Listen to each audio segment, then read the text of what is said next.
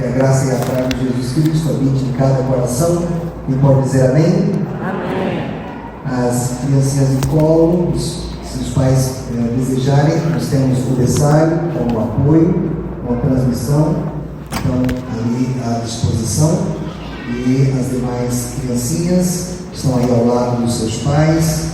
Se porventura perceberem que elas estão bastante inquietas, saem um pouquinho, depois retornam para o culto ao Senhor. Conversão.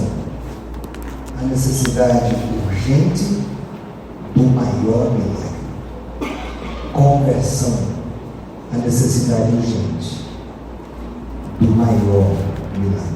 O que vem à sua mente quando se fala em conversão? Para alguns, talvez, mudança de religião. Mas mudar de religião, será que é suficiente? Não adianta tirar alguém do meio do lixo, se não tirar o lixo do coração dessa pessoa. Não adianta tirar uma pessoa do prostíbulo, se Deus não tirar o prostíbulo do coração dessa pessoa. A verdadeira transformação não acontece quando a pessoa apenas muda de um lugar para outro, muda de uma igreja para outra, mas quando o coração é transformado pelo poder do Evangelho. Alguns dizem que certa vez um homem embriagado que estava caído na sarjeta em Londres viu passando o grande pregador Charles Spurgeon, e aquele homem bêbado na sarjeta disse: Spurgeon, eu sou um dos seus convertidos.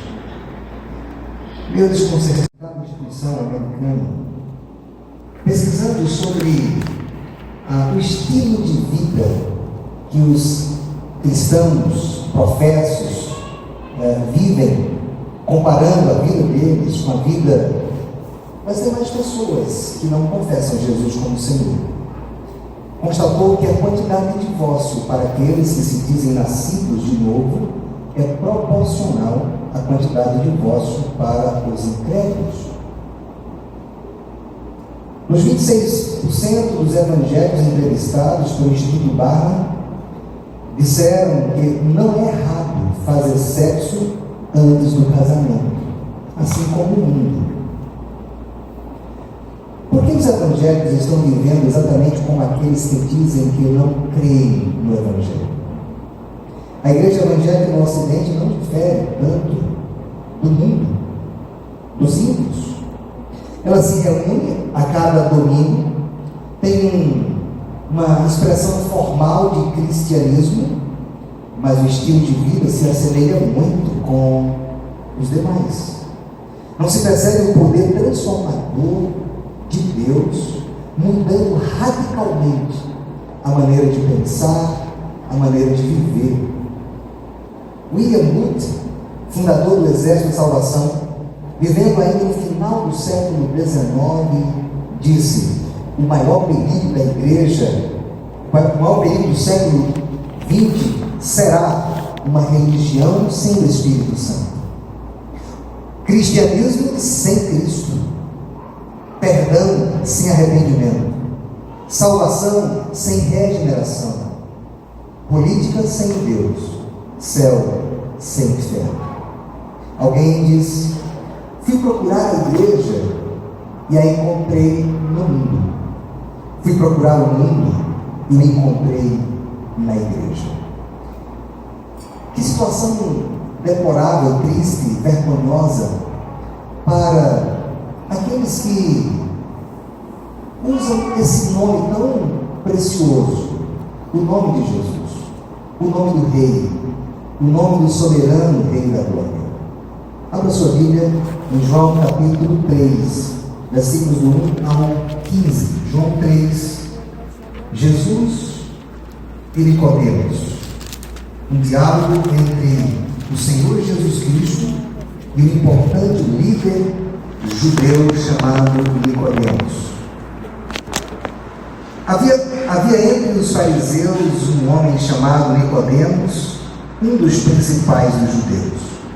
Este, de noite, foi ter com Jesus e lhe disse: Rabi, sabemos que és mestre vindo da parte de Deus, porque ninguém pode fazer estes sinais que tu fazes se Deus não estiver com ele. A isto respondeu Jesus: em verdade te digo que se alguém não nascer de novo, não pode ver o reino de Deus. Perguntou-lhe Nicodemos: como pode um homem nascer sendo velho? Pode porventura voltar ao ventre materno e nascer segunda vez? Respondeu Jesus: em verdade te digo, quem não nascer da água e do Espírito não pode entrar no reino de Deus. O que é nascido da carne é carne, o que é nascido do Espírito é Espírito. Não te admires de eu te dizer, importa-vos nascer de novo. O vento sopra onde quer, ouves a sua voz, mas não sabes de onde vem nem para onde vai. Assim é todo aquele que é nascido do Espírito. Então lhe perguntou Nicodemos: como pode suceder isto? Acudiu Jesus: tu és mestre em Israel e não compreendes estas coisas? Em verdade te digo que nós dizemos o que sabemos e testificamos o que temos visto, contudo não aceitais o nosso testemunho. Se tratando de coisas terrenas não me credes, como crereis se vos falar das celestiais? Ora, ninguém subiu ao céu, senão aquele que de lá desceu, a saber, o Filho do Homem que está no céu. E do modo porque Moisés levantou a serpente no deserto, assim importa que o Filho do Homem seja levantado, para que todo que nele crê tenha a vida eterna. Oremos mais uma vez. Senhor, nós já oramos por esse momento e pela minha vida como instrumento em tuas mãos. Mas uma vez mais, coloco-me diante de ti, pedindo ao Senhor, compadeça-te de mim, ó Deus, e fale ao teu povo o que o Senhor quer falar, para o teu louvor, para a tua glória, para trazermos, ó Deus, para mais perto de ti. Ó Deus, opera pelo teu Espírito, pela tua palavra, traz glória para o nome do teu Filho, em nome dele que te oramos. Amém. Nicodemos procurou Jesus com o intuito de conhecer melhor o Mestre. Jesus o confrontou, demonstrando que apesar de ser mestre em Israel, precisava passar por uma verdadeira experiência de conversão. Quão chocante para esse homem saber que toda a sua experiência no judaísmo, toda a sua experiência com a lei, com as experiências religiosas que ele teve, não valeu de nada. Jesus falou que a conversão é uma transformação completa, é abandonar completamente a antiga vida para começar uma nova vida. Nicodemos estaria disposto a abandonar a antiga vida, uma vida que aparentemente foi dedicada a Deus, na sua religião, na sua tradição. Jesus falou para ele que o novo nascimento é a condição de antes de qualquer coisa, ele precisava então experimentar esse milagre tão necessário, tão urgente do novo nascimento. Não bastava frequentar a sinagoga por tantos anos, não basta frequentar a igreja por tantos anos, não basta ser circuncidado como Nicodemos foi, não basta ser batizado como a maioria de nós fomos, fazer uma pública profissão de fé, dizendo que Deus é o único Deus verdadeiro, ter pais crentes, ter 50 anos como membro de uma igreja judaica, cristã, reformada, ser um profundo conhecedor da Bíblia. Se você não nasceu de novo, você está perdido, ainda que seja um bom cristão nominal. Jesus enfatizou que o novo nascimento só é possível por uma obra sobrenatural. É um milagre, operado pelo Espírito Santo de Deus, não pelo pai, não pela mãe, não pelo professor da escola dominical, não pelo pregador, mas pelo próprio Espírito Santo de Deus. É uma obra sobrenatural. É o arrancar do coração de pedra e o implantar do coração de carne. É o implante de uma nova vida, da vida espiritual. É a ressurreição da alma do pecador, das garras, é um resgate das garras do diabo para Deus. É um transportar do império das trevas para o reino do Filho amado. Jesus demonstrou o significado da conversão, que é o passar da morte para a vida, evidenciado pelo arrependimento e pela fé. A experiência da conversão está conectada com a experiência do novo nascimento. Numa ilustração, poderia dizer que a regeneração é o momento em que acontece a concepção do óvulo, espiritualmente falando.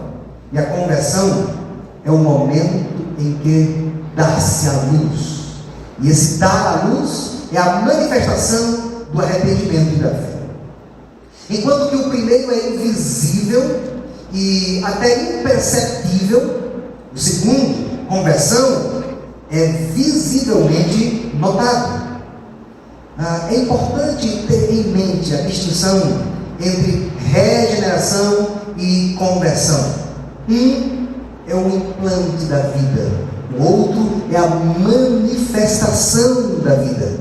Regeneração é o que acontece dentro da pessoa, é o ato divino de dar vida, de despertar a pessoa para a realidade espiritual. A conversão é uma consequência, pois é o resultado esperado do novo nascimento ou da regeneração. Se a regeneração é uma experiência que não se pode perceber, a conversão é uma experiência visível, manifestada. A regeneração é algo totalmente independente da vontade do homem, totalmente independente, mas a conversão é realizada pelo homem em resposta ao estímulo do Espírito de Deus operando nele.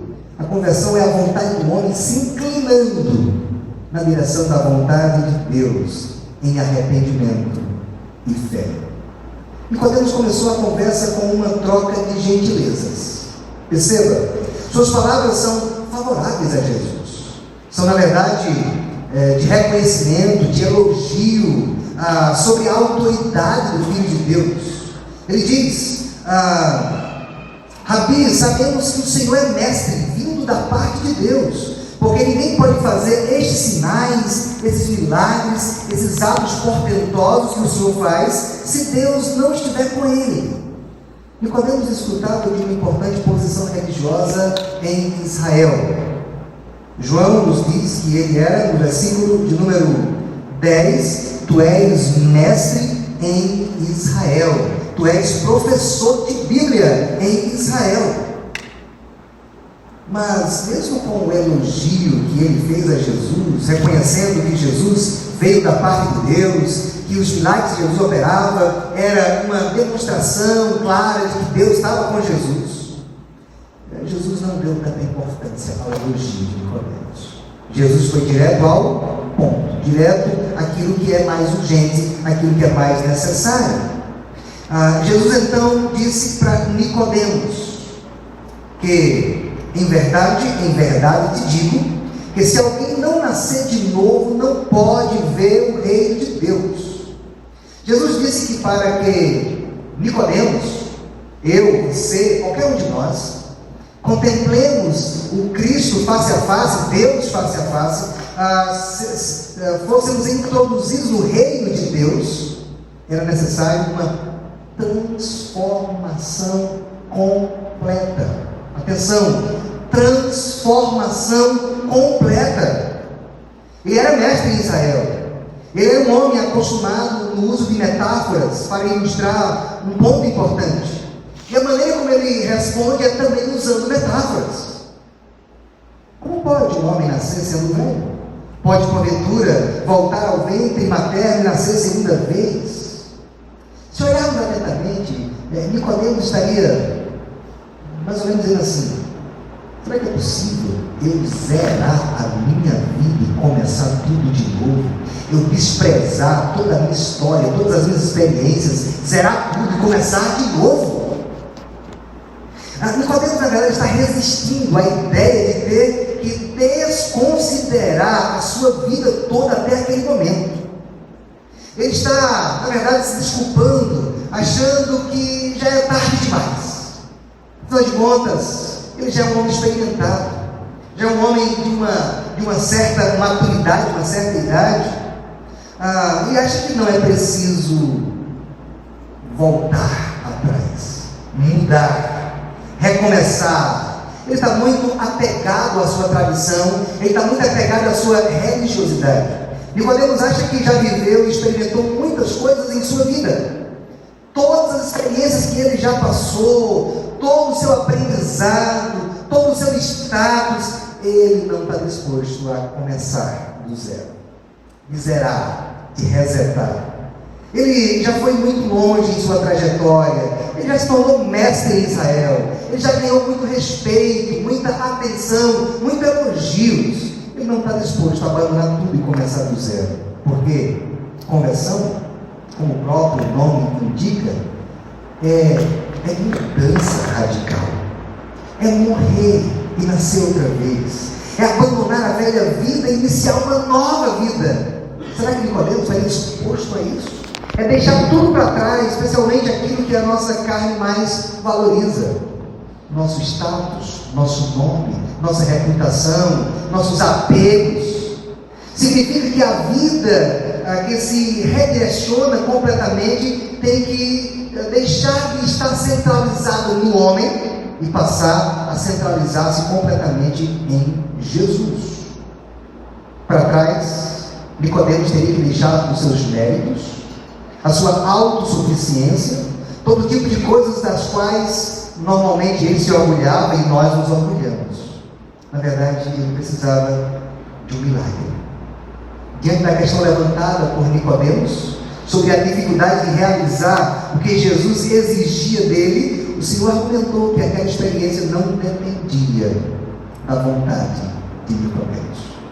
Havia alguns elementos ainda mais importantes. Versículo 3: em verdade te digo, quem não nascer da água e do Espírito não pode entrar no reino de Deus. Nicodemos, essa é a sua necessidade, nascer de novo. Mas você não pode nascer, fazer você nascer a si mesmo. A referência à água e ao Espírito trata-se da operação da limpeza interior realizada pelo Espírito Santo de Deus na alma humana. Jesus indica que quem tem o poder, a prerrogativa para fazer isto é o próprio Espírito Santo de Deus. A água carrega o sentido de purificar, não apenas o corpo, mas purificar a alma pela operação do Espírito Santo. Jesus está fazendo uma referência ao profeta Ezequiel, capítulo 36, a quem Nicodemo já tinha passado por esse texto. Quando o Senhor diz: então aspergirei água pura sobre vós, e vocês ficarão purificados, eu os purificarei de todas as suas impurezas e de todos os seus ídolos. Eu lhes darei um coração novo e porei dentro de vocês um espírito novo. Tirarei de vocês o coração de pedra e lhes darei um coração de carne. Porei dentro de vocês o meu espírito e farei com que andem nos meus estatutos, guardem e observem os meus juízos. Água e espírito. A água pura, símbolo da purificação espiritual. Espírito novo, uma referência à regeneração operada pelo Espírito de Deus. Jesus está ecoando essa promessa ao falar com Nicodemos, mestre da lei, que deveria conhecer sim a linguagem do profeta Ezequiel. O Espírito é o agente desta purificação. O Espírito é o agente desse novo nascimento. Novo nascimento.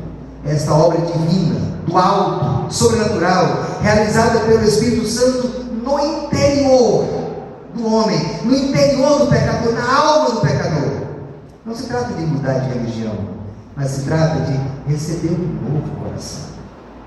O que prevalece é que o novo nascimento é uma experiência somente possível por obra do Espírito Santo. É um lavar por dentro. Você não é capaz de fazer isso. É um lavar sobrenatural, é uma purificação espiritual. Não é o homem quem nasce de novo por si, ele precisa ser gerado pelo Espírito Santo. A conversão, ou aqui expresso no novo nascimento, é uma genuína experiência espiritual.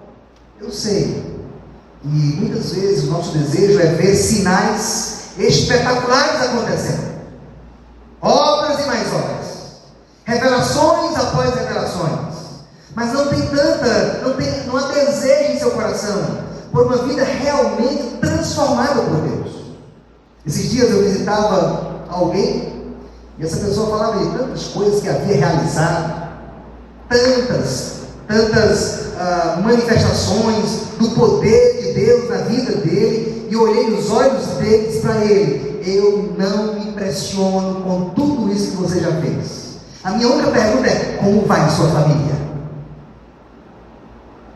Como é que você tem servido a Deus dentro de casa? Como está a sua integridade espiritual? Como é que os seus filhos olham para você? Como você trata a sua esposa? Eu não me impressiono com essas coisas que você está me dizendo. Eu só quero saber como é que Jesus se manifesta no seu lar, para com a sua esposa e para com os seus filhos. E ele baixou a cabeça. E ao final daquela visita, ele pediu: olhe por mim, para que Jesus diga para mim aquilo que ele disse para o paralítico: os teus pecados estão perdoados. Filho, os teus pecados estão perdoados. Para muitos não há desejo de levar uma vida santa, mas desejam se dar bem na vida. A verdadeira conversão, da perspectiva de Jesus, é a experiência mais espiritual que existe. É a experiência mais espiritual que existe. É uma intervenção direta do poder de Deus na alma humana, capacitando aquele pecador que estava escravo do pecado, do diabo, do mundo, voltar-se para Deus. É algo que produz uma real e duradoura mudança, não só de atitudes, mas mudança de caráter, de pensamentos, de motivações. Jesus falou que o novo nascimento é um nascimento do Espírito, não é da igreja, não é da religião, não é do homem, é do Espírito. Esse Espírito, esse mesmo Espírito, que ao abrir a Bíblia, logo no primeiro capítulo de Gênesis, você vê ele fazendo o quê? Pairando sobre as águas.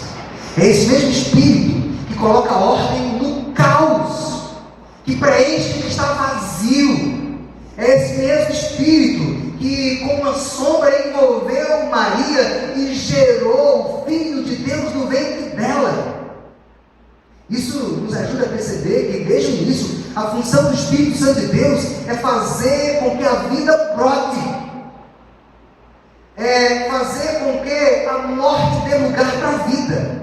É o Espírito Santo, é o Espírito da vida que o apóstolo Paulo se refere, dizendo: vós estáveis mortos em vossos delitos e pecados, mas ele vos deu vida juntamente com Cristo. O Espírito Santo de Deus fez brotar a vida de Deus. Ora, se ele é agente, é o executivo da Trindade na criação, em Gênesis 1, somente ele pode ser o agente da Trindade na recriação. Ele cria e ele recria. É obra do Espírito Santo criar, é obra do Espírito Santo recriar e trazendo de volta a vida.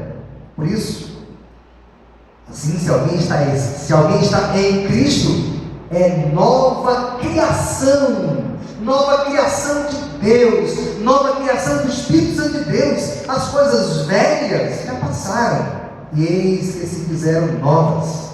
Este imenso poder do Espírito Santo, que trouxe o mundo à existência quando nada existia, é esse imenso poder do Espírito Santo de Deus que faz de mim e de você um novo homem, uma nova mulher, um novo jovem, uma nova adolescente. Se não houver essa operação sobrenatural, você vai passar alguns anos como um bom religioso, como um bom presbiteriano, um bom batista, um bom assembleiano, mas vai perecer, porque não experimentou a vida de Deus pulsando dentro de você. Não existe experiência mais poderosa do que essa. A conversão é a mais genuína experiência espiritual que existe. Versículos 6 ao 8. Disse Jesus: o que é nascido da carne é carne, o que é nascido do Espírito é Espírito. Não te admires de eu te dizer: importa-vos nascer de novo.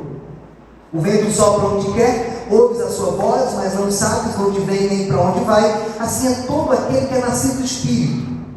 O que está contido nessas palavras? O que Jesus quer dizer para Nicodemos? Jesus está querendo dizer para Nicodemos que alguém que experimenta esse milagre, ele experimenta uma transformação radical na própria essência do ser, na sua essência de pessoa. Jesus está falando aqui de coisas que trazem para a nossa compreensão uma dimensão profunda. O nascido da carne é carne, ou seja, a dimensão que ele opera é a dimensão da vida comum, é a dimensão da vida natural, é a dimensão da vida ordinária, natural, biológica. A aspiração máxima da sua vida é carne. É tudo que a força do braço humano pode realizar. É tudo que a inteligência humana pode produzir. E pode produzir muita coisa. Prédios, pode produzir aviões, pode produzir muita coisa no braço da carne. Agora, não transforma o coração de um orgulhoso em uma pessoa humilde. Não transforma um homem prepotente em um homem que se coloca como servo. Esse mundo é tudo que resta. Esse mundo natural que as mãos tocam, que os olhos veem, é tudo que uma pessoa que opera na carne consegue perceber. Ela não percebe a dimensão espiritual da vida. Ela não consegue viver baseado no invisível. E quem nasce de novo percebe que ele foi inserido em um novo mundo, em uma nova realidade. Que o que mais encanta o coração dele não são as belezas deste mundo, mas é uma beleza que é a fonte de todas elas. O que é nascido da carne é carne, mas o que é nascido do Espírito é Espírito. Esse recebeu uma nova essência, esse recebeu uma nova natureza, esse recebeu uma natureza espiritual. Esse agora pode olhar para os céus e ver além do céu, além das estrelas, além do sol. Ele contempla a face de Deus, porque o Pai dele agora é Deus. Ele agora pode chamar Deus de Pai. O que impulsiona e motiva a vida dessa nova pessoa não são as coisas da carne, não é a vida do aqui e do agora, não é a novidade de alguma coisa, de uma nova emoção, mas ele tem uma nova existência, ele tem uma nova natureza, ele tem uma nova esperança. Se você perguntar para ele qual o maior anelo da sua alma, ele vai dizer: encontrar-me com o meu Senhor, encontrar-me com o meu Rei. Eu quero ver a glória do meu Senhor. A mudança de essência que acontece na vida de um verdadeiro convertido é algo impressionante. Toda a sua vida é redirecionada. Ele não pensa mais do mesmo jeito, não age mais do mesmo jeito, não sente mais do mesmo jeito. Sua mente, seu coração, suas atitudes foram profundamente transformadas, porque Deus irrompeu na vida dele. A vida de Deus agora habita dentro dele. Ele pensa mais alto agora. Os projetos dele não é construir impérios nessa terra. A vida divina foi implantada nele. A vida do Espírito está em seu corpo, na sua alma, de modo que ele não mais é apenas carne, ele é espírito. E qual é a evidência disso? Versículos 14 e 15. Jesus tinha uma figura para usar, a fim de ilustrar o que ele queria dizer por conversão, por novo nascimento a Nicodemos. E ele então traz a imagem da serpente de bronze. Ele disse: e do modo porque Moisés levantou a serpente no deserto, assim importa que o Filho do Homem seja levantado, para que todo o que nele crê tenha a vida eterna. Quando Jesus falou aquelas palavras, Nicodemos certamente se lembrou da história de Moisés e da serpente de bronze. A história se encontra em Números capítulo 21, 4 ao 9. A Escritura diz que depois que o povo saiu do Egito e andou algum tempo no deserto, começou a impaciência, começou a murmurar contra Deus. Estavam cansados do maná, da rotina dura do deserto. Estavam ávidos por novidades, cogitavam a possibilidade de voltar para o Egito. A murmuração do povo desagradou a Deus, que mandou serpentes abrasadoras para picar esse povo. O veneno mortal das serpentes começou a dizimar o povo, a causar uma mortandade no meio do povo. Naquele instante o povo então clama em arrependimento, clama por socorro. Moisés então age intercedendo a Deus, e Deus então manda construir a serpente de bronze, como uma espécie de remédio, de antídoto contra as picadas da serpente. Jesus queria dizer ao ilustre mestre Nicodemos que ele tinha que entender que a sua situação era desesperadora, e o veneno que habitava em Nicodemos, a enfermidade de Nicodemos, só podia ser curada quando ele olhasse para onde? Não para a serpente. Olha o que o texto diz. O texto diz: quando o Filho do Homem levantado, e todos aqueles que olharem para o Filho do Homem. Aquela serpente era apenas um tipo, um símbolo que apontava para ele. Não era a serpente de bronze que curava, era Jesus operando através daquele meio. Era Jesus. Nicodemos, o que Jesus quer ensinar para você é que você é um pecador igual àqueles israelitas no deserto. Você é um pecador igual às prostitutas. Você é pecador igual aos publicanos. Você é pecador igual a qualquer outro. O seu status de mestre, o seu status de respeitabilidade entre os judeus é lixo, Nicodemos. É lixo. Você não é diferente dos israelitas, daquele episódio dos murmuradores, dos rebeldes. Você é um rebelde, Nicodemos. Você, com todos os demais, tem em seu sangue um veneno mortal chamado pecado, Nicodemos. Você precisa sentir o desespero da morte que esse veneno causa em você, Nicodemos. Agora tem uma solução para você. Tem uma solução providenciada por Deus para você. Basta olhar pela fé para o Filho do Homem. Basta olhar pela fé para o Filho de Deus, e a tua enfermidade e esse veneno mortal será transformado em vida. Você será curado. Cristo crucificado é a cura para as chagas do pecado de Nicodemos e para os meus. Mas é preciso reconhecer-se que você está envenenado. É preciso reconhecer que o veneno do pecado atingiu você. É preciso reconhecer que você está em situação de desespero. Para que alguém possa desfrutar do antídoto de Deus, é preciso se considerar alguém que está enfermo. Se Nicodemos continuasse pensando que estava muito bem na vida dele, no seu estado, estava muito conformado com a situação dele, ele não seria curado. Ele caminharia para a morte. O Senhor levantado na cruz é o antídoto divino para o veneno do pecado. pecado do seu coração e do meu coração. Cristo levantado, Cristo crucificado, seu sangue vertido, é a única esperança para pobres pecadores, como Nicodemos e como nós. Nicodemos precisava se colocar no lugar daqueles pecadores que foram picados pelas serpentes abrasadoras e se reconhecer como um pecador que necessita da graça de Deus. Aquelas pessoas somente foram curadas quando se arrependeram da sua atitude errada e se voltaram para Deus e clamaram a Deus. O arrependimento é esse tema tão importante na Escritura, de Gênesis a Apocalipse. Por isso que William Booth disse: esse é o grande temor do meu coração, é que nesse novo século o arrependimento não seja mais pregado.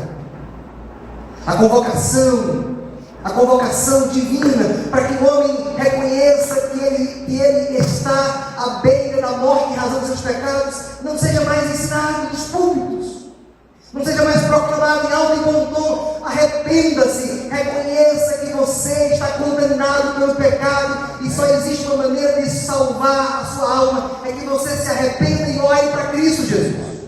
Essa foi a pregação de João Batista. Arrependam-se porque está próximo o reino dos céus, e produzir frutos dignos de arrependimento. Essa foi a pregação de Jesus: o reino de Deus está próximo, arrependam-se e creiam no Evangelho. Essa foi a pregação dos apóstolos: arrependei-vos, cada um de vós seja batizado em nome de Jesus Cristo para a remissão dos pecados. Pedro no Pentecostes. Essa é a pregação bíblica, porque se não houver arrependimento, se não houver humilhação de alma, se não houver o reconhecimento que o pecado é um veneno mortal destruidor, nós não iremos olhar para aquele que foi levantado na cruz como antídoto de Deus para nos curar. Meus irmãos, nós encontramos na Escritura dois exemplos de dois homens que andaram perto um do outro, que pecaram de maneira vergonhosa diante de Deus: Pedro e Judas. Ambos pecaram, ambos traíram o Senhor Jesus. Judas entregou o Senhor por 30 moedas de prata. Pedro o negou 3 vezes. Qual a diferença? Qual a diferença essencial entre o que aconteceu com Judas e o que aconteceu com Pedro? A diferença essencial não está nos males praticados. Alguns até pensam assim: se a quem mais é dado, mais é esperado, então Pedro tem mais. Então a diferença não está na natureza do mal que ambos praticaram. Foi terrível o mal que ambos praticaram. Mas a diferença substancial está na resposta que cada um deu perante Deus, diante do seu pecado. Pedro, segundo as Escrituras, chorou amargamente o seu pecado. Chorou amargamente o seu pecado. Permaneceu junto com os outros discípulos. Foi o primeiro a se dirigir ao túmulo quando havia a suspeita da ressurreição. Foi restaurado pelo Senhor lá no mar da Galileia. Sim, eu te amo, Senhor. Tu sabes todas as coisas. Tu sabes que eu te amo, Senhor.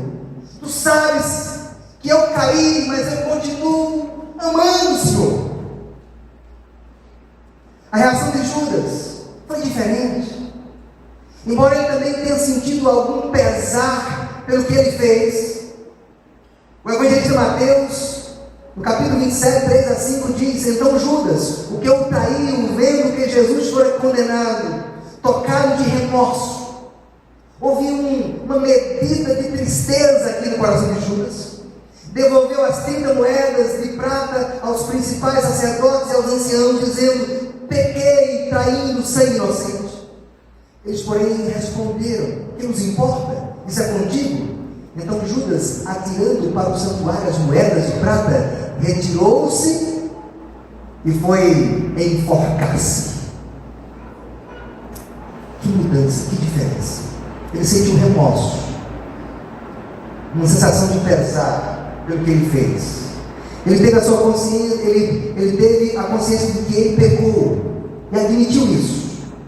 Até fez algo para consertar o ocorrido, pois devolveu o dinheiro, mas o fato é que Judas não tem esperança de perdão. Judas não tem esperança de perdão. Judas não tem esperança em relação ao futuro. Por isso enforcou-se. Por isso desespera da alma. A diferença de um pecador convertido que cai é que ele vive a sua tristeza, a sua dor, a sua humilhação, mas ele não perde a esperança em um Deus que se compadeça dele. Ele continua olhando para o Senhor, dizendo: Senhor, compadece de mim, ó Deus. Pequei contra ti, fiz o mal perante os teus olhos. Ele se volta em arrependimento de fé para o Senhor. O arrependimento de Pedro é verdadeiro, porque tem esperança de perdão. O de Judas é falso, porque é levado ao desespero.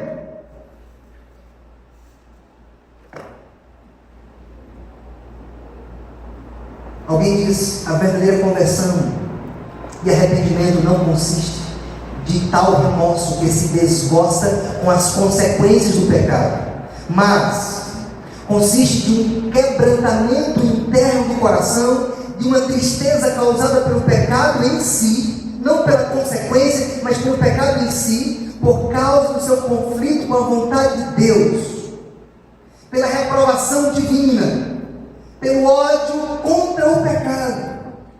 Quem nasceu de novo, quem experimentou o verdadeiro arrependimento, que realmente sofre pelo pecado cometido, tem esperança de recomeço, tem esperança de restauração.